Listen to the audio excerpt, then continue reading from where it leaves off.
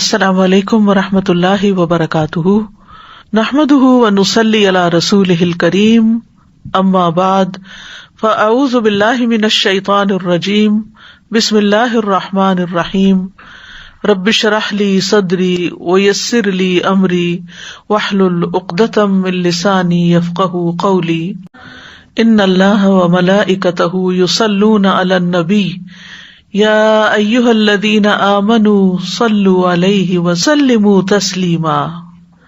بے شک اللہ اور اس کے فرشتے نبی پر صلات بھیجتے ہیں، اے لوگو جو ایمان لائے ہو اس پر صلات بھیجو اور سلام بھیجو، خوب سلام بھیجنا۔ پیغمبر وہ انسان ہوتے ہیں جنہیں اللہ تعالیٰ اپنی رسالت کے لیے اپنا پیغام انسانوں تک پہنچانے کے لیے چن لیتے ہیں، پھر ان کی زندگیاں اس کام کے لیے وقف ہو جاتی ہیں۔ وہ تعلیم و تدریس اور اپنی عملی زندگی کی مثال کے ذریعے لوگوں کو اللہ کی عبادت اور دنیا میں رہنے کا طریقہ سکھاتے ہیں۔ اس کے لیے وہ خوب محنت کرتے ہیں۔ جو لوگ ان کی بات نہیں مانتے ان کی مخالفت برداشت کرتے ہیں، ان کی طرف سے آنے والی اذیتیں بھی برداشت کرتے ہیں۔ ابتدا سے ہی حضرت آدم علیہ السلام کے زمانے سے ہی ایسے نبی اور رسول آتے رہے جو لوگوں کو اللہ کی باتیں بتاتے رہے۔ ان میں سے سب سے آخر میں اللہ تعالیٰ نے محمد صلی اللہ علیہ وسلم کو اپنا پیغمبر بنا کر بھیجا۔ آپ کی زندگی میں ہر قسم کے لمحات آئے، لیکن آپ صابر و شاکر بندہ بن کر رہے۔ آپ پر دین مکمل ہوا۔ آپ کا ساری انسانیت پر بہت بڑا احسان ہے کہ آپ نے تمام تر مشکلات کے باوجود اللہ کا کلام مکمل طور پر ہم سب کے لیے پہنچا دیا۔ اس احسان عظیم کا اعتراف کرتے ہوئے ہم سب پر لازم ہے کہ ہم آپ کے لیے دعائیں کریں، آپ سے محبت رکھیں، آپ کی اتباع کریں اور آپ پر کثرت سے درود و سلام بھیجیں۔ تو آج ہم درود و سلام کے موضوع پر ہی گفتگو کریں گے، سورۃ الاحزاب کی آیت نمبر 56 کے حوالے سے، کیا ایمان والو نبی صلی اللہ علیہ وسلم پر خوب صلاۃ و سلام بھیجو۔ اس میں ہم دیکھتے ہیں کہ اللہ سبحانہ و تعالیٰ کی طرف سے بھی صلاۃ ہے، ملائکہ کی طرف سے بھی صلاۃ ہے، اور پھر ہمیں صلاۃ بھیجنے کا حکم دیا گیا ہے۔ تو اس کا مطلب کیا ہوا؟ اس کا مطلب یہ ہے کہ اللہ سبحانہ و تعالیٰ مقرب فرشتوں کے پاس نبی صلی اللہ علیہ وسلم پر تعریفی کلمات بھیجتے ہیں، اور اس کے فرشتے نبی صلی اللہ علیہ وسلم پر درود بھیجتے ہیں اور آپ کے لیے دعائیں کرتے ہیں۔ تو ہمیں ایمان والوں کو یہ کہا گیا ہے کہ ہم بھی اس رسول کی تصدیق کریں، اس کی شریعت پر عمل کریں، اور بطور تحفہ آپ کی تعظیم کرتے ہوئے آپ پر درود و سلام بھیجیں۔ اس آیت سے پتہ چلتا ہے رسول اللہ صلی اللہ علیہ وسلم کے کمال کا، اللہ اور اس کی مخلوق کے ہاں آپ کے بلند درجات کا، آپ کی بلند قدر و منزلت کا، اور آپ کے بلند ذکر کا، کہ ان اللہ و ملائکتہ یصلون، اللہ سبحانہ تعالیٰ اپنے فرشتوں اور ملائے اعلیٰ کے سامنے اپنے نبی محمد صلی اللہ علیہ وسلم کی مدح و ثنا بیان کرتے ہیں، کیونکہ اللہ سبحانہ تعالیٰ آپ سے بہت محبت کرتے ہیں، اور پھر تمام فرشتے آپ کی مدح و ثنا کرتے ہیں اور نہایت عاجزی سے آپ کے لیے دعائے رحمت کرتے ہیں۔ قرطبی کہتے ہیں کہ اس آیت کے ذریعے اللہ نے اپنے رسول کو زندگی میں اور آپ کی وفات کے بعد آپ صلی اللہ علیہ وسلم کو شرف اور مرتبہ بخشا ہے، اور اپنے نزدیک آپ کے مقام کو بیان کیا ہے۔ یعنی اس آیت سے ہمیں یہ پتہ چلتا ہے کہ نبی صلی اللہ علیہ وسلم کا مقام اللہ سبحانہ تعالیٰ کے ہاں اور اللہ کے فرشتوں کے ہاں کتنا بڑا ہے۔ اللہ سبحانہ تعالیٰ نے نبی صلی اللہ علیہ وسلم کو ہمارے لیے بلکہ تمام جہان والوں کے لیے رحمت بنا کر بھیجا ہے، اور جو اللہ کی توحید کا اقرار کرنے والے آپ پر ایمان لائیں ان کے لیے نجات کا ذریعہ بنا کر بھیجا ہے، متقین کا امام بنا کر، اور تمام مخلوقات کے لیے حجت بنا کر، اور حشر میں شفاعت کرنے والا بنا کر بھیجا ہے۔ اللہ سبحانہ تعالیٰ نے آپ کو رسولوں کے سلسلے کے منقطع ہونے کے بعد بھیجا، فترۃ الرسل کے بعد بھیجا، پس اللہ نے ان کے ذریعے سب سے زیادہ سیدھے اور سب سے زیادہ واضح راستے کی طرف ہم سب کی رہنمائی کی۔ بندوں پر آپ کی اطاعت اور تعظیم، ان کی حفاظت، ان کے حقوق کی بجا آوری اور ان پر درود و سلام بھیجنے کو واجب قرار دیا۔ بعض علماء کہتے ہیں کہ آپ صلی اللہ علیہ وسلم کی خصوصیات میں سے یہ ہیں کہ قرآن میں اور کسی دوسری کتاب میں آپ کے علاوہ کسی دوسرے نبی پر سلام نہیں بھیجا گیا. بس یہ وہ خصوصیت ہے آپ کی جس کے ساتھ اللہ نے باقی انبیاء کے علاوہ صرف آپ کو خاص کیا ہے. اسی طرح ابن عاشور کہتے ہیں کہ ازواج النبی کے بارے میں احکامات کے بعد یہ آیت آئی ہے، یعنی سورۃ الاحزاب میں، تو اس میں رسول اللہ صلی اللہ علیہ وسلم کی ثنا اور آپ کے مقام کی خبر دی جا رہی ہے، اور یہ کہ ان احکامات کا آپ کے مقام و مرتبہ کے مطابق اجرا ہے. یعنی نبی صلی اللہ علیہ وسلم کا جتنا بڑا مقام اور مرتبہ ہے، اسی اعتبار سے آپ سے متعلق جو احکامات ہیں ان کو سنجیدگی سے لینا چاہیے. تو یہاں پر لفظ صلاۃ استعمال ہوا ہے. قاموس میں صلاۃ دعا، رحمت، استغفار اور اچھی تعریف کے لیے استعمال ہوتا ہے، جو اللہ سبحانہ وتعالیٰ کی طرف سے رسول اللہ صلی اللہ علیہ وسلم کے لیے ہے. اور عبادت میں رکوع سجود پر مشتمل جو نماز ہے اس کے لیے بھی لفظ صلاۃ استعمال ہوتا ہے. تو اللہ سبحانہ وتعالیٰ کی صلاۃ سے مراد کیا ہے کہ اللہ تعالیٰ اپنے نبی محمد صلی اللہ علیہ وسلم کی تعریف کرتے ہیں، اور اللہ کی تعریف صرف تعریف نہیں بلکہ اللہ تعالیٰ کی رحمت اور اللہ تعالیٰ کی رضامندی بھی ہے کہ اللہ تعالیٰ آپ سے راضی ہیں. اور فرشتوں کے درود بھیجنے سے مراد یہ ہے کہ وہ آپ کے لیے دعائیں مانگتے ہیں. اور یہ بھی کہا گیا ہے کہ یہ بھی ممکن ہے کہ وہ اللہ کے ساتھ مل کر نبی صلی اللہ علیہ وسلم کی تعریف کرتے ہیں. یعنی جس طرح اللہ تعالیٰ تعریف فرشتوں کے سامنے کرتے ہیں تو فرشتے بھی آپ صلی اللہ علیہ وسلم کی تعریف کرتے ہیں اور آپ کے حق میں دعائیں مانگتے ہیں تاکہ آپ سب سے اونچے اور بلند درجات پالیں. ابو عالیہ کہتے ہیں کہ معزز فرشتوں کا صلاۃ بھیجنا ان کا دعا کرنا ہے. ابن عباس کہتے ہیں کہ یصلون کا مطلب ہے وہ برکت کی دعا کرتے ہیں. اور ایک قول یہ بھی ہے کہ اللہ تعالیٰ کی طرف سے صلاۃ رحمت ہے اور فرشتوں کی طرف سے صلاۃ استغفار کرنا ہے. اور پھر امت کو بھی حکم دیا گیا کہ وہ بھی صلاۃ بھیجیں، تو امت کا دعا کرنا اور حکم کی تعظیم کرنا مانا ہے. یعنی آپ پر صلاۃ بھیجنا آپ کے لیے دعا کرنا اور آپ کے حکم کی عزت کرنا. آپ پر اوپر اور نیچے کے جہانوں میں تعریف کا جمع ہونا اس آیت میں شامل ہو گیا ہے. اوپر کے جہانوں سے اللہ اور اس کے فرشتے مراد ہیں، اور نیچے کے جہانوں سے تمام آپ کے ماننے والے، آپ پر ایمان لانے والے ہیں. یعنی آسمان والے بھی اور زمین والے بھی سبھی آپ پر صلاۃ و سلام بھیجتے ہیں. اور جس پر دونوں جہانوں کی طرف سے صلاۃ شامل ہو جائے پھر اس کی تعریف اور اس کے مقام اور اس کے مرتبے کا کیا کہنا. تو ہمیں تمام اہل ایمان کو، اولین و آخرین جو ہیں، سب کو یہ حکم دیا گیا ہے یا ایھا الذین آمنوا کہہ کے، کیونکہ جب یا ایھا الذین آمنوا کہہ کے پکارا جاتا ہے تو اس میں کوئی اہم کام بتایا جاتا ہے، اور اس میں صرف پکارا ہی نہیں جاتا بلکہ اس حکم پر عمل کرنے کی دعوت دی جاتی ہے. یہی وجہ ہے کہ ابن مسعود کہتے ہیں رضی اللہ عنہ کہ جب اللہ تعالیٰ یا ایھا الذین آمنوا فرمائے تو اپنے کان لگا دیں، پوری توجہ کریں اس بات کی طرف، کان لگا کر سنیں. یا تو وہ کوئی بھلائی کی بات ہوگی جس کا حکم دیا جا رہا ہوگا، یا کوئی شر ہوگا جس سے منع کیا جا رہا ہوگا. اور ایمان کی صفت کو بیان کرنا، یعنی یا ایھا الذین آمنوا ایمان کی نسبت سے پکارنا، ایک حکم پر آمادہ کرنے کے ساتھ ساتھ اس بات کی بھی دلیل ہے کہ یہ حکم ایمان کے تقاضوں میں سے ہے. یعنی اگر آپ ایمان لائے ہیں تو پھر آپ کو یہ بات ماننی ہوگی. اور اللہ تعالیٰ کی نافرمانی کرنا ایمان میں نقص اور کمی کا باعث ہوتا ہے، اور جب ایمان کی کمی ہوتی ہے تو پھر اطاعت بھی کم ہونے لگتی ہے. تو یا ایھا الذین آمنوا صلوا علیہ، یعنی اے ایمان والو آپ کے لیے رحمت کی دعائیں کریں، آپ کی تعظیم کریں، آپ کے درجات کی بلندی کی دعائیں کریں. اور رسول اللہ صلی اللہ علیہ وسلم کی اوپر جو صلاۃ کی صفت ہے وہ سنت سے بھی ثابت ہے، اور یہ ہر وقت پڑھنا جائز ہے. اور بہت سے علماء نے نماز میں اس کو پڑھنا واجب قرار دیا ہے. یعنی اگر نماز میں درود شریف شامل نہ کیا تو نماز ادھوری رہ جائے گی، ناقص ہوگی، نماز ہی نہیں ہوگی. ابن قیم رحمہ اللہ کہتے ہیں نبی صلی اللہ علیہ وسلم پر اللہ کے صلات بھیجنے سے مراد اللہ تعالیٰ کا آپ کی تعریف کرنا ہے، آپ کی دیکھ بھال کرنا ہے، آپ کے شرف کو ظاہر کرنا ہے اور آپ کی فضیلت اور حرمت کو ظاہر کرنا ہے کہ آپ کی بہت عزت ہے، اللہ کے ہاں بہت بڑا مقام ہے.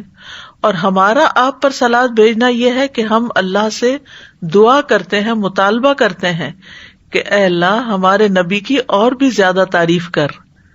سبحان اللہ، کتنا خوبصورت معنی ابن قیم نے بتایا ہے کہ اللہ تعالیٰ تعریف کرتے ہیں تو ہم کیا دعا کرتے ہیں کہ اللہ تعالیٰ اور تعریف کرے ہمارے پیغمبر کی، اور اللہ تعالیٰ آپ کی فضیلت اور شرف کو ظاہر کرے اور آپ کی تکریم اور اپنی قربت کا اظہار کرے.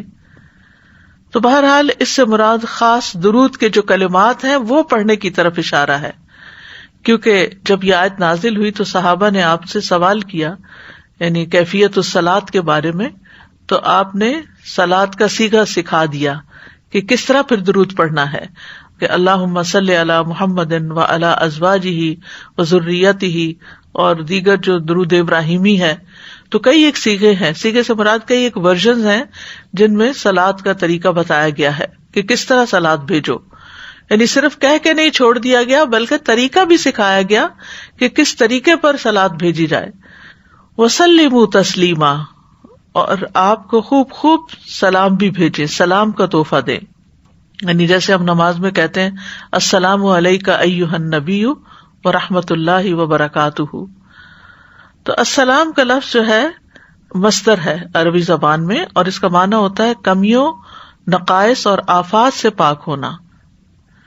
اور تسلیم کا معنی بھی سلام ہے، وسلموا تسلیما، یعنی تسلیم کا معنی بھی سلام ہی ہے، وہ اس کا مصدر ہو گیا. اور مراد یہ ہے کہ آپ ہر طرح کی تکلیفوں اور آفتوں سے محفوظ رہیں اور نقائص سے پاک رہیں. اور جب ہم کہتے ہیں اللہم سلم علی محمد تو اس کا مطلب یہ ہے اے اللہ محمد صلی اللہ علیہ وسلم کے لیے آپ کی دعوت میں اور آپ کی امت میں اور آپ کی ذکر میں ہر نقص سے سلامتی لکھ لے. یعنی آپ کو سلامت رکھ کس کس چیز میں؟ آپ کی دعوت میں، یعنی جو آپ نے دین کی دعوت دی، اور آپ کی امت کو بھی سلامت رکھ اور آپ کے ذکر کو سلامت رکھ، ہر قسم کے نقص سے سلامتی عطا کر. تو یوں جب سے آپ صلی اللہ علیہ وسلم نبی بنے ہیں اور جب سے یہ درود کا حکم آیا ہے، جب سے آپ پر درود بھیجا جا رہا ہے اور یہ دعائیں مستقل ہوتی چلی جا رہی ہیں تو گزرتے دنوں کے ساتھ ساتھ آپ کے مرتبے اور شرف میں بھی اضافہ ہوتا چلا جا رہا ہے اور آپ کی امت کی تعداد میں بھی اضافہ ہوتا چلا جا رہا ہے اور آپ کا ذکر خیر ہر جگہ بلند ہو رہا ہے. دنیا کا کوئی علاقہ اب ایسا نہیں کہ جہاں مساجد نہ ہوں اور وہاں پر اشہد ان لا الہ الا اللہ کے بعد اشہد ان محمدًا عبدہ ورسولہ نہ کہا جائے، اور پھر اذان سننے کے بعد جو دعا ہے تو اس میں درود شریف بھی ہے، اور اس میں اللہم رب ھذہ الدعوۃ التامہ میں وآت محمدا الوسیلۃ والفضیلۃ وابعثہ مقاما محمودا، مقام محمود کی دعا بھی آپ کے لیے کی گئی ہے. تو نبی صلی اللہ علیہ وسلم کے لیے سلامتی کی دعائیں کرنا ہم سب کے لیے لازم قرار پایا کہ آپ کے جسم کی سلامتی، آپ کے دین کی سلامتی، آخرت کے دن کی سلامتی. اور پھر یہ کہ السلام کا لفظ جو ہے یہ اللہ کے اسماء حسنی میں سے بھی ہے، یعنی اللہ تعالیٰ سلامتی دینے والا ہے. السلام علی النبی کا مطلب ہے آپ کے لیے ہر آنے والی آفت سے آپ کو سلامتی عطا ہو، نہ صرف یہ کہ دنیا میں بلکہ قیامت کے دن کی ہولناکیوں سے بھی، پلسرات وغیرہ سے بھی، یعنی ہر جگہ آپ سلامت ہو. پھر اسی طرح آپ کی شریعت سلامت رہے، آپ کی سنت کی حفاظت ہو، اور بیکار اور ایسے لوگ جو نبی صلی اللہ علیہ وسلم کی عزت نہیں کرتے ان کے ہاتھوں شریعت اور سنت کی بے حرمتی سے بھی بچنے کی دعا ہے ایک طرح سے. تو بہرحال یہ صلاۃ و سلام جو ہے اس کو ہم اردو میں درود پڑھنا کہتے ہیں، یعنی عام جو مفہوم ہے اس کا وہ درود پڑھنا ہے. تو اللہ اور اس کے فرشتے آپ پر درود بھیجتے ہیں، جیسے سورۃ الاحزاب کی آیت نمبر 43 میں بھی آتا ہے هو الذی یصلی علیکم وملائکتہ لیخرجکم من الظلمات الی النور وکان بالمؤمنین رحیما. وہی ہے جو تم پر صلات بھیجتا ہے اور اس کے فرشتے، تاکہ وہ تمہیں اندھیروں سے روشنی کی طرف نکال لائے، اور وہ ایمان والوں پر ہمیشہ سے نہایت مہربان ہے. اور نبی صلی اللہ علیہ وسلم پر درود بھیجنا اللہ کے حکم کی تعمیل ہے، یعنی جب ہمیں کہا گیا یا ایھا الذین آمنو تو پھر ہم اپنے کان لگا کر سنتے ہیں اور پھر یہ درود شریف پڑھتے بھی ہیں۔ تو شیخ سعدی کہتے ہیں کہ آپ علیہم الصلاۃ والسلام پر درود بھیجنا اللہ سبحانہ تعالیٰ اور اس کے فرشتوں کی اقتداء ہے، پیروی ہے، اور جو حقوق آپ کے ہم پر عائد ہوتے ہیں، یعنی آپ نے جو قربانیاں کی اور ان سے ہم جو فائدہ اٹھا رہے ہیں، تو اس کا بدلہ دینا بھی ہے، کیونکہ اب ہم زندگی میں تو آپ کو جا کر نہ سلام کر سکتے ہیں کیونکہ ہم آپ کے بعد دنیا میں آئے ہیں، نہ ہی آپ کو کسی اور شکل میں کوئی اس کا بدلہ دے سکتے ہیں، تو ہم آپ کو دعا ہی دے سکتے ہیں، اور جو شخص دل سے کسی کو دعا دیتا ہے وہ گویا اس کے احسان کا بدلہ دیتا ہے۔ اور پھر اس کے ساتھ ساتھ صرف یہ نہیں کہ دعا ہے اور احسان کا کوئی بدلہ چکا رہے ہیں، بلکہ یہ پڑھنا ہمارے اپنے ہی لیے فائدہ مند ہے، کیونکہ درود پڑھنے سے نیکیاں بڑھ جاتی ہیں اور گناہوں کا کفارہ ہو جاتا ہے۔ درود پڑھنا جو ہے ایمان کی علامت ہے، کیونکہ نبی صلی اللہ علیہ وسلم نے فرمایا تم میں سے کوئی شخص مومن نہیں ہو سکتا جب تک میں اس کے نزدیک اس کے والد، اس کی اولاد اور تمام لوگوں سے زیادہ محبوب نہ ہو جاؤں۔ تو گویا جب ہم آپ پر درود بھیجتے ہیں تو وہ ہماری محبت کا اظہار بھی ہوتا ہے، یعنی محبت کے تقاضوں میں سے ایک تقاضا کیا ہے کہ ہم آپ پر درود بھیجیں، اور نیک اور تقرب والے اعمال میں سے بھی ہے۔ پھر اسی طرح نبی صلی اللہ علیہ وسلم پر درود بھیجنا آپ کی عزت کرنے کی علامات میں سے بھی ہے، یعنی جہاں ہم آپ سے محبت کرتے ہیں اس محبت کو درود کے ذریعے ظاہر کرتے ہیں۔ اسی طرح قرآن مجید میں جو ہمیں حکم ملا ہے کہ ہم آپ کی عزت کریں، تو یہ عزت کی علامت بھی ہے۔ اللہ تعالیٰ فرماتے ہیں لِتُؤْمِنُوا بِاللَّهِ وَرَسُولِهِ وَتُعَزِّرُوهُ وَتُوَقِّرُوهُ وَتُسَبِّحُوهُ بُكْرَةً وَأَصِيلًا، تاکہ تم اللہ اور اس کے رسول پر ایمان لاؤ، اس کی مدد کرو، اس کی تعظیم کرو، اور دن کے شروع اور آخر میں اس کی تسبیح کرو، یعنی اللہ سبحانہ تعالیٰ کی تسبیح کرو۔ توقیر کا لفظ جو ہے یہ ایک بہت جامع لفظ ہے جس میں سکینت، اطمینان، تعظیم اور اکرام پایا جاتا ہے، اور رسول اللہ صلی اللہ علیہ وسلم کو اشرف قرار دینے اور آپ کی تکریم کرنے سے یہ توقیر مکمل ہوتی ہے۔ اس لیے آپ صلی اللہ علیہ وسلم پر درود بھیجنا آپ کی تعظیم اور آپ کے شرف کو تسلیم کرنے کی علامتوں میں سے ہے کہ ہم آپ کو واقعی اپنا بہت معزز مانتے ہیں۔ پھر یہ ہے کہ ایک بار درود بھیجنے پر 10 رحمتیں نازل ہوتی ہیں۔ نبی صلی اللہ علیہ وسلم نے فرمایا جو شخص ایک بار مجھ پر درود بھیجے گا اللہ اس پر 10 رحمتیں نازل کرے گا۔ ایک اور حدیث کے مطابق 10 گناہ معاف ہوتے ہیں اور 10 درجے بلند ہوتے ہیں۔ رسول اللہ صلی اللہ علیہ وسلم نے فرمایا جو شخص مجھ پر ایک مرتبہ درود بھیجے گا تو اللہ تعالیٰ اس پر 10 مرتبہ رحمتیں نازل کرے گا، اور ہم سب رحمت کے کتنے محتاج ہیں۔ اگر اللہ کی رحمت آ جائے تو ہماری ساری مشکلیں آسان ہو جائیں، ہمارے سارے کام بن جائیں۔ اور پھر فرمایا اور اس کے 10 گناہ معاف ہوں گے اور اس کے 10 درجات بلند ہوں گے۔ اللہ تعالیٰ کی رحمت کے فوری حصول کا ذریعہ ہے۔ رسول اللہ صلی اللہ علیہ وسلم نے فرمایا جو شخص میری امت میں مجھ پر اخلاص سے دل سے ایک بار درود پڑھے گا تو اللہ تعالیٰ اس کی وجہ سے اس پر 10 رحمتیں بھیجے گا۔ لیکن یہاں آپ دیکھ رہے ہیں شرط اخلاص کی شرط ہے۔ بعض اوقات ہم درود شریف پڑھ رہے ہوتے ہیں لیکن ایک دفعہ بھی نہیں سوچتے کہ کیا کہہ رہے ہیں، صرف زبان چلتی رہتی ہے، نہ دل حاضر ہے اور نہ ہی دماغ حاضر ہے، اور نہ ہی ہم کوئی سوچ سمجھ کے وہ کام کر رہے ہوتے ہیں۔ تو جو سوچ سمجھ کر یہ کام کرے اور اللہ تعالیٰ کے ساتھ اخلاص برتتے ہوئے اور پوری توجہ سے، تو اللہ تعالیٰ اس پر 10 رحمتیں بھیجے گا، اور اس کی وجہ سے اس کے 10 درجے بلند فرمائے گا، اور اس کی وجہ سے اس کے لیے 10 نیکیاں لکھ دے گا، اور اس کی وجہ سے اس کے 10 گناہ معاف فرما دے گا۔ پھر اسی طرح فرشتوں کی دعائیں ملتی ہیں جو شخص درود پڑھتا ہے اس کو۔ عبداللہ بن عامر بن ربیعہ اپنے والد سے روایت کرتے ہیں، وہ کہتے ہیں کہ میں نے رسول اللہ صلی اللہ علیہ وسلم سے سنا آپ خطبہ دیتے ہوئے فرما رہے تھے کہ جو شخص مجھ پر درود پڑھے تو جب تک وہ مجھ پر درود پڑھتا رہے گا فرشتے اس پر درود پڑھتے رہیں گے۔ اب انسان کی مرضی ہے کہ کم پڑھے یا زیادہ پڑھے، یعنی اگر آپ کو فرشتوں کی دعائیں زیادہ لینی ہے تو زیادہ درود پڑھ لیں، کم لینی ہے تو کم پڑھ لیں۔ پھر اسی طرح ایک اور روایت کے مطابق درود کی وجہ سے اللہ کافی ہو جاتا ہے. ایک شخص نے عرض کیا، اے اللہ کے رسول، کیا میں اپنی دعا کا 1/3 حصہ آپ پر درود پڑھنے کے لیے مقرر کر دوں؟ آپ نے فرمایا ہاں اگر تم چاہو. اس نے عرض کیا 2/3 کر دوں؟ آپ نے فرمایا ہاں اگر تم چاہو. اس نے کہا اگر میں ساری دعا درود کے لیے مقرر کر دوں؟ تو رسول اللہ صلی اللہ علیہ وسلم نے فرمایا پھر تو اللہ تمہارے دنیا اور آخرت کے غم اور فکر کے لیے تمہیں کافی ہو جائے گا. پھر تو سارے مسئلے ہی آسان ہو جائیں گے. تو آج کل جیسے رمضان المبارک کا مہینہ ہے اور اس میں ہمیں عبادت بھی کرنی ہوتی ہے اور اس کے ساتھ ساتھ دنیا کے کام بھی جو ضروری ہیں وہ ساتھ چل رہے ہوتے ہیں.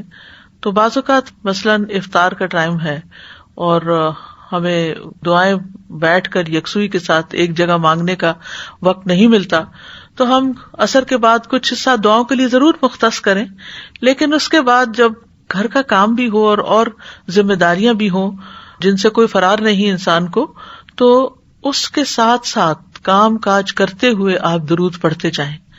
تو آپ کے اندر کوئی گلٹ نہیں رہے گا کہ میں اس وقت کو ضائع کر رہی ہوں، اور آپ دل کو اپنے حاضر کر لیں. جو کام ہوتے ہیں گھروں کے سب اس کے عادی ہوتے ہیں اور وہ ایک آٹو پہ ہوتا ہے، انسان آنکھیں بند کر کے بھی سامان اٹھا رہا ہوتا ہے، رکھ رہا ہوتا ہے.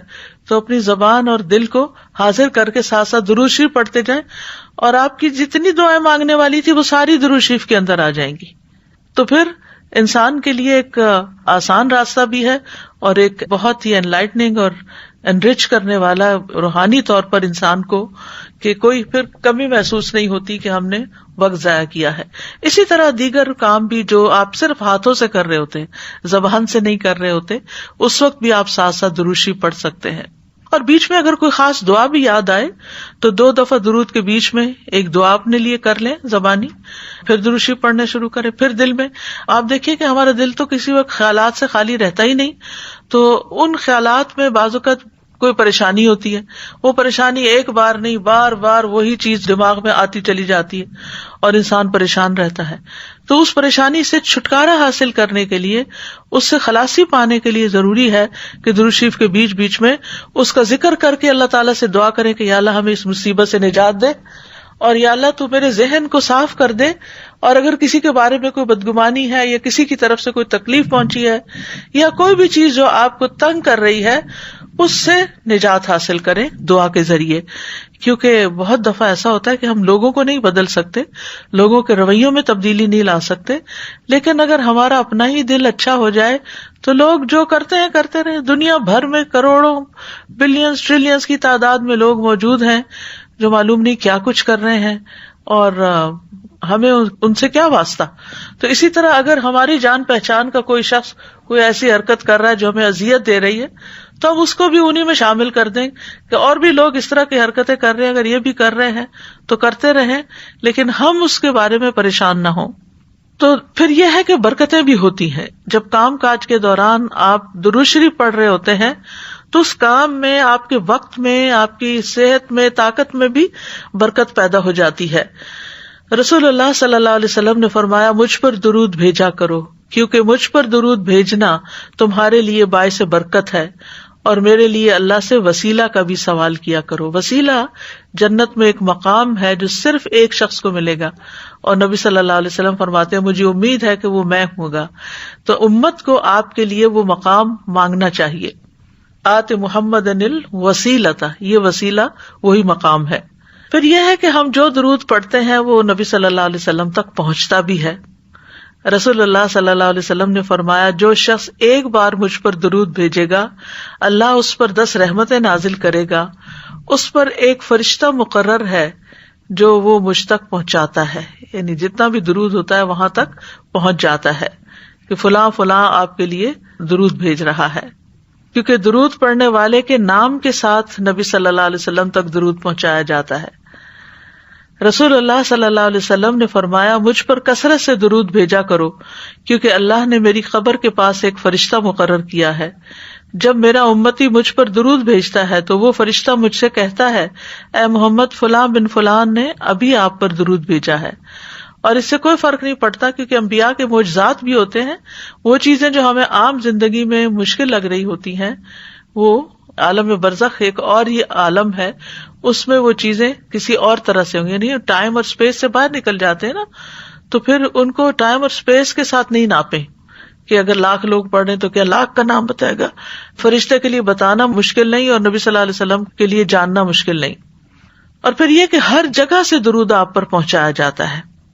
حسن بن علی رضی اللہ عنہ سے روایت ہے کہ رسول اللہ صلی اللہ علیہ وسلم نے فرمایا، تم کہیں بھی ہو، خشکی پر ہو، پہاڑوں پر ہو، سمندر میں ہو، کہیں بھی ہو، ہوائی جہاز میں بیٹھے ہو، کہیں بھی ہو تو مجھ پر درود بھیجو، کیونکہ تمہارا درود مجھ تک پہنچ جاتا ہے. تو بعض لوگ یہ سمجھتے کہ شاید روضہ مبارک پر جا کر ہی جو درود ہم بھیجتے ہیں وہی پہنچتا ہے اور باقی نہیں، وہ بھی پہنچتا ہے، اور اگر آپ کسی وجہ سے وہاں نہیں جا سکے تو دور سے بھی وہ پہنچ جائے گا. پھر درود کی وجہ سے انسان آپ کی شفاعت کا مستحق ہوتا ہے. رسول اللہ صلی اللہ علیہ وسلم نے فرمایا، جو میرے اوپر درود بھیجتا ہے یا میرے لیے وسیلہ مانگتا ہے، قیامت کے دن اس کے لیے میری شفاعت ثابت ہو جائے گی. پھر دعا میں درود پڑھنے کی اہمیت بھی ہے. آپ نے فرمایا وہ دعا روک دی جاتی ہے یہاں تک کہ محمد صلی اللہ علیہ وسلم پر درود پڑھا جائے. اسی لیے آپ دیکھیے کہ نماز کے اختتام پر جو ہم دعائیں پڑھتے ہیں، رب اجعلنی یا اس کے علاوہ اور دعائیں، تو اس سے پہلے ہم نبی صلی اللہ علیہ وسلم پر یعنی صلاۃ و سلام بھیج چکے ہوتے ہیں، پھر آخر میں ہم دعا پڑھ رہے ہوتے ہیں. تو وہ وقت بھی بہت دعاؤں کی قبولیت کا ہے. تو زبانی جو بھی قرآنی اور مسنون دعائیں آپ پڑھنا چاہیں، درود کے اختتام پر سلام سے پہلے آپ پڑھ لیں، کیونکہ سلام کے بعد تو پھر اذکار رہ جاتے ہیں. درود نہ پڑھنے والا بخیل قرار پایا. رسول اللہ صلی اللہ علیہ وسلم نے فرمایا، بخیل وہ ہے جس کے سامنے میرا ذکر ہو اور وہ مجھ پر درود نہ بھیجے. درود نہ پڑھنا جنت کا راستہ کھونے کا باعث ہے. حسین بن علی رضی اللہ عنہما سے مروی ہے کہ رسول اللہ صلی اللہ علیہ وسلم نے فرمایا، جس کے پاس میرا ذکر کیا گیا اور وہ مجھ پر درود بھیجنا بھول گیا، وہ جنت کے راستے سے بھٹک گیا. یعنی یہ اتنا امپورٹنٹ ہے کہ جب ہم کسی سے سنیں درود تو ہم فوراً اپنے دل میں پڑھنا شروع کر دیں. پھر اسی طرح ایک روایت سے پتہ چلتا ہے درود نہ پڑھنے والے کے لیے دوری اور رسوائی ہے. مالک بن حویرث سے مروی ہے، وہ کہتے ہیں کہ رسول اللہ صلی اللہ علیہ وسلم ممبر پر چڑھے، جب پہلی سیڑھی پر چڑھے تو فرمایا آمین، پھر دوسری سیڑھی پر چڑھے تو فرمایا آمین، تیسری سیڑھی پر چڑھے تو فرمایا آمین. پھر فرمایا میرے پاس جبریل آئے تھے علیہ السلام اور فرمایا، اے محمد، جس نے رمضان کا مہینہ پایا پھر اس کی بخشش نہ ہو سکی تو اللہ اس کو اپنی رحمت سے دور کر دے. میں نے کہا آمین. فرمایا جس نے اپنے والدین میں سے دونوں یا ایک کو پایا اور آگ میں داخل ہو گیا تو اللہ اس کو اپنی رحمت سے دور کر دے. میں نے کہا آمین. فرمایا جس کے سامنے آپ کا ذکر آیا اور اس نے آپ پر درود نہیں بھیجا تو اللہ اس کو اپنی رحمت سے دور کر دے. کہیے آمین. میں نے کہا آمین. ایک روایت میں ہے کہ وہ شخص رسوا ہو جس کے سامنے آپ کا نام آیا اور اس نے آپ پر درود نہیں بھیجا. میں نے کہا آمین. تو صرف یہ کہ فائدہ ہی نہیں بلکہ نہ پڑھنے کے نقصان بھی ہیں، اور خاص طور پر ایسی جگہ پر جہاں آپ کا ذکر ہو رہا ہو اور پھر وہاں آپ پر درود نہ بھیجا جائے. درود پڑھنے کے دنیاوی فائدے بھی بہت سے ہیں، جن میں سے ایک صحت ہے، کیونکہ رحمت آتی ہے نا، تو جو رحمت آتی ہے تو پھر تو مشکل سے مشکل مرحلے آسان ہو جاتے ہیں. ہو سکتا ہے آپ میں سے کچھ لوگ شیخ صالح المغامسی کا نام جانتے ہوں، بہت بڑے اسکالر ہیں، ان کا ویب سائٹ بھی ہے الراسخون فی العلم، قرآن کی تفسیر بھی انہوں نے کی ہے. بہت ایک لمبا عرصہ مسجد قباء کے امام رہے ہیں. وہ دل کی ایک بیماری میں مبتلا ہو گئے جس کی وجہ سے ان کو دل کا آپریشن کروانا پڑا. یہ 2012 کی بات ہے. دل کا آپریشن کروانے کے بعد ان کے لیے ایک عجیب و غریب واقعہ رونما ہوا. اس واقعے میں اللہ کی عظمت اور قدرت عیاں اور ظاہر تھی. وہ اللہ جس کے ہاتھ میں سب کچھ ہے. شیخ بیان کرتے ہیں کہ 24 گھنٹوں کے بعد جب وہ ہوش میں آئے، یعنی آپریشن کے بعد، تو جو نرس شیخ کی بیماری کے حالات کی نگرانی کر رہا تھا اس نے کہا کہ خون میں کوئی چیز ہے. اس نے جو کچھ دیکھا اس نے اسپیشلسٹ ڈاکٹر کو بتایا. پھر اس ڈاکٹر نے اپنے گرد 14 ڈاکٹر اور جمع کر لیے، یہاں تک کہ شیخ اس ساری کارروائی سے خوف زدہ ہو گئے، کیونکہ ان کے ارد گرد کے ڈاکٹروں کے چہرے اور ان کے اظہار خیال میں بہت واضح تبدیلی تھی. یعنی مطلب یہ تھا کہ اب یہ بچنے والی کنڈیشن نہیں. اور انہوں نے وہ طبی سامان جو اس وقت شیخ کو لگایا ہوا تھا اس کے بارے میں انہوں نے ایک دوسرے کو ایسے اشارے دیے جو اطمینان بخش نہیں تھے، یعنی یہ ہٹانے پڑیں گے تو اب ختم ہے۔ اور ڈاکٹروں کے جمع ہونے کے بعد ان کے پاس مشاورتی ڈاکٹر آدم لیرے آئے جو کہ اس آپریشن کے ذمہ دار تھے۔ انہوں نے بتایا کہ کچھ خون ہے جو دل کے آپریشن کے بعد دل پہ جم گیا ہے۔ انہوں نے شیخ کو بتایا، شیخ صالح کو، کہ دوبارہ آپریشن کرنا پڑے گا اور دل کو دوبارہ آپریشن کے لیے کھولنا پڑے گا، کیونکہ جو خون ان کے دل پر جمع ہو گیا ہے وہ خطرناک حالات کی طرف لے جا رہا ہے، یعنی وہ بچنے کی امید نہیں۔ اس بنا پر دل پر جمع ہونے والے خون کا مکمل اخراج ضروری ہے۔ یہ خبر سن کر ان کے ہوش اڑ گئے۔ وہ اشہد ان لا الہ الا اللہ اور وان محمد رسول اللہ پڑھ رہے تھے کہ جانے کا وقت قریب آ گیا۔ پھر انہوں نے آپریشن کے لیے اپنی رضامندی ظاہر کر دی تو ڈاکٹروں نے ان سے لازمی طبی سامان کو ان سے الگ کر دیا جو اس وقت ان کو لگایا گیا تھا، اور ان کو لے کر دوبارہ آپریشن تھیٹر کی طرف جانے لگے۔ اس لمحے ان کا سامنا ایک لبنانی نرس نے کیا۔ وہ شیخ سے بہت متاثر تھی، یہ بہت مشہور آدمی ہے۔ اس نے دیکھا کہ شیخ پہلا آپریشن ختم ہونے کے بعد خوش نہیں تھے۔ نرس اس بات سے غمزدہ ہوئی کہ ایک ہی دن کے بعد شیخ کو دوبارہ آپریشن کی تکلیف برداشت کرنے کے لیے آپریشن تھیٹر کی طرف لے جایا جا رہا ہے۔ تو اسی وقت نرس نے کہا، یا صالح صلی علی النبی وربی یفرجھا، کہ اے صالح آپ نبی صلی اللہ علیہ وسلم پر درود بھیجیں، اللہ اس بیماری کو دور کر دے گا۔ تو شیخ صالح نے اسے جواب دیتے ہوئے کہا، اللہم صلی علی محمد وعلی آل محمد۔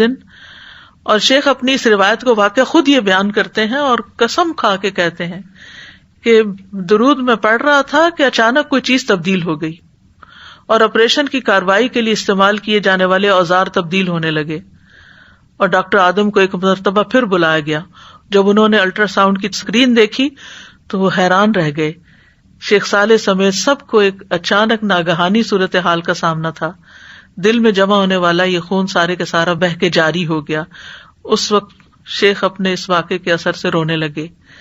تو یہ ہے کہ بعض اوقات انتہائی مشکل حالات میں، انتہائی تکلیف دہ حالات میں، جب انسان اپنے دل میں کوئی تکلیف محسوس کر رہا ہو یا اپنے کسی عزیز کی تکلیف کو دیکھ کر پریشان ہو رہا ہو، تو سچے دل سے درود پڑھیں تو انشاءاللہ آپ دیکھیں گے کہ اللہ سبحانہ وتعالیٰ اپنی رحمت فرما دے گا، کیونکہ ہمیں دنیا میں بھی اللہ کی رحمت چاہیے اور آخرت میں بھی اللہ کی رحمت چاہیے۔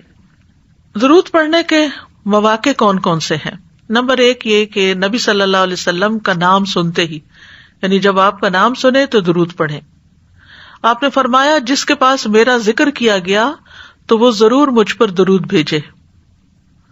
صالحی رحمہ اللہ کہتے ہیں کہ جب آپ کا ذکر ہو تو اس کے فوراً بعد درود پڑھنا چاہیے، یہاں تک کہ اگر وہ اس میں تاخیر کرے گا تو اس کی مذمت کی جائے گی، دیر بھی نہ کریں، رائٹ اوے ساتھ ہی دل میں درود شریف پڑھ لیں، یعنی صلی اللہ علیہ وسلم پڑھ لیں، یہ بھی ایک پورا درود ہے۔ پھر ہر نماز کے پہلے اور آخری تشہد میں درود پڑھنا، یعنی دونوں تشہد میں درود پڑھنا۔ آپ صلی اللہ علیہ وسلم پہلے اور اس کے علاوہ آخری تشہد میں اپنے اوپر درود پڑھتے تھے، یعنی پہلے تشہد میں لازم تو نہیں ہے، لیکن یہ کہ اگر کوئی اتحیات کے ساتھ درود شریف پڑھ لے تو اچھی بات ہے۔ حضرت عائشہ فرماتی ہے کہ ہم رسول اللہ صلی اللہ علیہ وسلم کے لیے آپ کی مسواک اور آپ کی وضو کا پانی تیار رکھتے تھے، پھر جب اللہ عز و جل چاہتا رات میں آپ کو اٹھا دیتا، آپ اٹھ کر مسواک اور وضو فرماتے اور 9 رکعت اس طرح پڑھتے کہ ان میں سے کسی کے تشہد میں نہ بیٹھتے مگر 8ویں رکعت پہ بیٹھتے، جیسے ہم 3 وتر پڑھنے کے لیے 2 رکعت کے بعد بیٹھتے ہیں، یعنی کہ 2 رکعت پڑھ کے پھر تیسرا ایک الگ سے پڑھتے ہیں۔ تو نبی صلی اللہ علیہ وسلم اللہ کی حمد کرتے، درود پڑھتے اور پھر دعائیں بھی کرتے، پھر 9ویں رکعت بیٹھ کر پڑھتے، اللہ کی حمد و ثنا فرماتے، اس کے نبی پر درود پڑھتے، دعائیں کرتے، پھر اتنی آواز سے سلام کہتے کہ ہمیں سنائی دیتا، پھر بیٹھ کر 2 رکعتیں پڑھتے تھے، یعنی وتر کے بعد پھر 2 رکعتیں پڑھتے تھے۔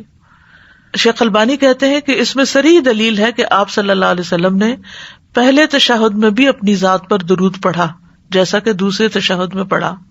تو یہ ایک نایاب فائدہ ہے جو اس روایت سے ملتا ہے، اور یہ نہیں کہا جا سکتا کہ یہ صرف تہجد کی نماز کے لیے ہے۔ تہجد کی نماز نفل ہے، تو نماز ہے، فرض اور نفل کا فرق کیے بغیر جو ایک کام ایک نماز میں کیا جائے گا وہ دوسری میں بھی کیا جا سکتا ہے۔ پھر اسی طرح دعا سے پہلے رسول اللہ صلی اللہ علیہ وسلم نے ایک آدمی کو نماز میں دعا کرتے ہوئے سنا. اس نے نہ اللہ عز و جل کا ذکر کیا، نہ ہی نبی صلی اللہ علیہ وسلم پر درود بھیجا، یعنی نہ تسبیح کی نہ درود پڑھا. تو آپ نے فرمایا اس نے جلد بازی سے کام لیا ہے. پھر اسے بلایا اور اسے اور دوسروں سے فرمایا جب تم میں سے کوئی شخص نماز پڑھے تو پہلے اپنے رب کی تعریف اور حمد و ثنا کرے، پھر نبی صلی اللہ علیہ وسلم پر درود پڑھے، اس کے بعد جو چاہے دعا مانگے. پھر اسی طرح اگر کسی مجلس میں لوگ بیٹھے ہوئے ہیں تو اس میں بھی اللہ کا ذکر کرنا چاہیے اور نبی صلی اللہ علیہ وسلم پر درود بھیجنا چاہیے. آپ نے فرمایا جو لوگ کسی جگہ پر مجلس کریں لیکن اس میں نہ اللہ کا ذکر کریں اور نہ نبی صلی اللہ علیہ وسلم پر درود بھیجیں تو وہ ان کے لیے نقصان کا باعث ہوگی. پھر اگر اللہ چاہے تو انہیں عذاب دے، چاہے تو ان کو بخش دے. تو اس لیے کوئی بھی گیدرنگ ہو جہاں بھی چند لوگ مل کر بیٹھیں وہاں ان دونوں چیزوں کا اہتمام کریں. رسول اللہ صلی اللہ علیہ وسلم نے فرمایا جو لوگ کسی مجلس میں بیٹھتے ہیں اور اس میں نہ اللہ کا ذکر کرتے ہیں نہ نبی صلی اللہ علیہ وسلم پر درود بھیجتے ہیں تو یہ مجلس ان کے لیے قیامت کے دن باعث حسرت ہوگی، اگرچہ وہ اپنے اجر و ثواب کی بنا پر جنت میں داخل ہو جائیں. پھر بھی ان کو اپنے اس دن، اس میٹنگ، اس وقت کا احساس ہوگا کہ ہمارے پاس کتنا اچھا چانس تھا کہ ہم اللہ سبحانہ تعالیٰ کا ذکر کرتے اور درود پڑھتے. تو اس لیے یہ جو شروع میں لیکچر کے کہا جاتا ہے نحمدہ ونصلی، تو یہ مختصر ترین خطبہ ہے. نحمدہ میں اللہ کی حمد و ثنا آ گئی اور نصلی میں درود شریف آ گیا، تو وہ اس مجلس میں پھر حسرت نہیں ہوتی. پھر اسی طرح مؤذن کی آواز سن کر، یعنی اذان سن کر. عبداللہ ابن عمرو بن العاص سے روایت ہے کہ انہوں نے نبی صلی اللہ علیہ وسلم کو فرماتے ہوئے سنا جب تم مؤذن کو سنو تو اسی طرح کہو جیسے وہ کہتا ہے، پھر مجھ پر درود بھیجو، کیونکہ جو مجھ پر ایک دفعہ درود بھیجتا ہے اللہ اس کے بدلے میں اس پر 10 رحمتیں نازل فرماتا ہے. تو چاہیے کہ ہم جتنا بھی درود پڑھ رہے ہیں اس کی کوانٹٹی میں اور اضافہ کر لیں، یعنی اپنی روٹین میں. اور اس روٹین میں یہ بھی شامل ہے کہ ہم اذان کے بعد لازم کر لیں اپنے اوپر. پھر مسجد میں داخل ہوتے وقت نبی صلی اللہ علیہ وسلم جب مسجد میں داخل ہوتے تو پہلے درود و سلام پڑھتے، پھر یہ دعا پڑھتے اللہم اغفر لی ذنوبی وافتح لی ابواب رحمتک. پھر صفا مروہ کی سعی کرتے وقت آپ نے فرمایا پھر 7 بار اللہ اکبر کہو، ہر 2 تکبیروں کے درمیان اللہ کی حمد و ثنا کرو اور نبی صلی اللہ علیہ وسلم پر درود بھیجو اور اپنے لیے بھی دعا مانگو اور مروہ پہاڑی پر بھی ایسا ہی کرو. پھر جمعے کے دن اور رات کو آپ صلی اللہ علیہ وسلم نے فرمایا جمعہ کے دن اور رات کو کثرت سے مجھ پر درود پڑھا کرو، پس جو آدمی مجھ پر ایک دفعہ درود بھیجے گا اللہ اس پر 7 رحمتیں نازل کرے گا. پھر اسی طرح نماز جنازہ کی دوسری تکبیر کے بعد بھی درود پڑھنا چاہیے. قنوت نازلہ پڑھتے وقت نبی صلی اللہ علیہ وسلم پر درود بھیجا جاتا تھا. نبی صلی اللہ علیہ وسلم کا نام لکھتے وقت آپ پر درود بھیجنا. سفیان ثوری کہتے ہیں اگر حدیث کے پڑھنے والے کو کوئی اور فائدہ نہ بھی ہو تو اس کو یہ فائدہ ضرور حاصل ہوتا ہے کہ وہ رسول اللہ پر درود بھیجتا ہے، تو جب تک وہ حدیث کی کتاب پڑھتا رہتا ہے اس پر اللہ کی رحمت ہوتی رہتی ہے. بعض لوگ رموز اور اشاروں کے ذریعے سواد لکھ دیتے ہیں یا سواد لام عین لکھ دیتے ہیں یا پیس بی اپان ہم کو PBUH لکھ دیتے ہیں. تو ان چیزوں سے بچنا چاہیے. مختصر لکھنے والا کیا چاہتا ہے کہ اپنا اجر مختصر کرنا چاہتا ہے یا یہ کہ اس کا اجر ختم ہو جائے؟ تھوڑی دیر لگتی ہے صلی اللہ علیہ وسلم لکھنے میں، تو پورا لکھنا چاہیے جہاں لکھنے کی ضرورت ہو. پھر درود پڑھنے کے لیے کوئی جگہ مخصوص نہیں ہے، جہاں بھی ہو درود پڑھ لیں، کیونکہ بعض لوگ مصلی پہ بیٹھ کر یہ گوشے میں بیٹھ کے درود پڑھتے ہیں یا خاص وقت میں پڑھتے ہیں، تو اس کے لیے ایسا نہیں ہے. پھر درود کے جو مختصر ترین الفاظ ہیں، یہ کلمات ہیں، وہ ہیں اللہم صلی علی محمد و علی آل محمد. اسی طرح سنن نبی داؤد میں آیا ہے اللہم صلی علی محمد النبی الامی و علی آل محمد. اسی طرح اللہم صلی وسلم و بارک علی محمد. پھر اسی طرح درود ابراہیمی ہے اللہم صلی علی محمد و علی آل محمد کما صلیت علی ابراہیم و علی آل ابراہیم انک حمید مجید اللہم بارک علی محمد وعلی آل محمد کما بارکت علی ابراہیم وعلی آل ابراہیم انک حمید مجید. پھر اسی طرح مختصر درود ابراہیمی بھی ہے. اللہم صلی علی محمد وعلی آل محمد کما صلیت علی آل ابراہیم وبارک علی محمد وعلی آل محمد کما بارکت علی آل ابراہیم فی العالمین انک حمید مجید. اسی طرح درود کے اور بھی مختلف الفاظ ہیں جن میں آپ کی ازواج اور ذریت بھی شامل ہے. اللہم صلی علی محمد وازواجہ وذریتہ کما صلیت علی آل ابراہیم وبارک علی محمد وازواجہ وذریتہ کما بارکت علی ابراہیم انک حمید مجید. اسی طرح لوگوں نے کچھ درود خود سے بھی بنا لیے ہیں، لیکن بہتر یہی ہے کہ مسنون درود ہی پڑھا جائے. اور جہاں تک سلام بھیجنے کا تعلق ہے تو آپ تشہد میں پڑھتے ہیں السلام علیکہ ایھا النبی ورحمۃ اللہ وبرکاتہ. تو یہ درود اور سلام نبی صلی اللہ علیہ وسلم تک پہنچ جاتا ہے. السلام تو اللہ کے ناموں میں سے ایک ہے، اس کا مطلب یہ ہے کہ اللہ کی رحمتیں ہوں آپ پر، اور اللہ آپ کا محافظ اور اللہ آپ کا نگہبان ہو، آپ کی حفاظت فرمائے. اور جو آپ پر سلام بھیجے اس کے بارے میں آپ نے فرمایا جبریل میرے پاس آئے، انہوں نے مجھے خوشخبری سنائی کہ بے شک اللہ عز و جل فرماتے ہیں کہ جو شخص آپ پر درود بھیجے گا میں اس پر اپنی رحمت نازل کروں گا، اور جو شخص آپ پر سلام بھیجے گا میں اسے سلامتی دوں گا. اس پر میں نے اللہ عز و جل کے لیے سجدہ شکر ادا کیا. پھر اسی طرح زمین میں کچھ فرشتے گھومتے پھرتے رہتے ہیں اور آپ کی امت کا سلام آپ کو پہنچاتے رہتے ہیں. یہ بات مسند احمد سے پتہ چلتی ہے. تشہد میں جب ہم پڑھتے ہیں التحیات للہ والصلوات والطیبات السلام علیکہ ایھا النبی ورحمۃ اللہ وبرکاتہ السلام علینا وعلی عباد اللہ الصالحین اشہد ان لا الہ الا اللہ واشہد ان محمدا عبدہ ورسولہ. تو اس میں آپ نے فرمایا کہ جب تم نے یہ پڑھ لیا تو تم نے اللہ کے ان تمام نیک بندوں کو سلام پہنچا دیا جو زمین و آسمان میں ہیں. سبحان اللہ، کتنی مختصر جامع سی دعا ہے لیکن کتنا بڑا فعل اور کتنا بڑا عمل ہے. ہمیں تو کبھی یہ خیال بھی نہ آئے کہ سارے لوگوں کو جو زمین و آسمان میں ہیں ان کو سلام بھیجیں. کرنے کے کام یہ ہے کہ نبی صلی اللہ علیہ وسلم پر کثرت سے درود بھیجیں تاکہ ہم پر کثرت سے رحمتیں نازل ہوں. جمعہ کے دن خصوصی طور پر عام دنوں کی نسبت زیادہ درود پڑھنے کا اہتمام کریں. دعا مانگنے سے پہلے اللہ کی حمد بیان کریں، پھر آپ پر درود بھیجیں. غموں اور دکھوں سے نجات کے لیے نبی صلی اللہ علیہ وسلم پر درود بھیجیں. اللہ کی رحمت کے فوری حصول، فرشتوں کی دعاؤں اور گناہوں کی بخشش کے لیے درود پڑھنے کی عادت ڈالیں. آذان ہو تو توجہ سے آذان سنیں، اس کے بعد درود پڑھیں تاکہ کل قیامت کے دن نبی صلی اللہ علیہ وسلم کی شفاعت کے مستحق بنیں. آپ کا نام لکھتے وقت مکمل صلی اللہ علیہ وسلم لکھیں اور نبی صلی اللہ علیہ وسلم سے ثابت شدہ الفاظ والا درود ہی پڑھیں. خود سے بنائے ہوئے درود پڑھنے سے گریز کریں. اللہ سبحانہ وتعالی ہمیں اس پر عمل کرنے کی توفیق عطا فرمائے. وآخر دعوانا ان الحمد للہ رب العالمین. سبحانک اللہم وبحمدک اشہد ان لا الہ الا انت استغفرک واتوب الیک. السلام علیکم ورحمۃ اللہ وبرکاتہ.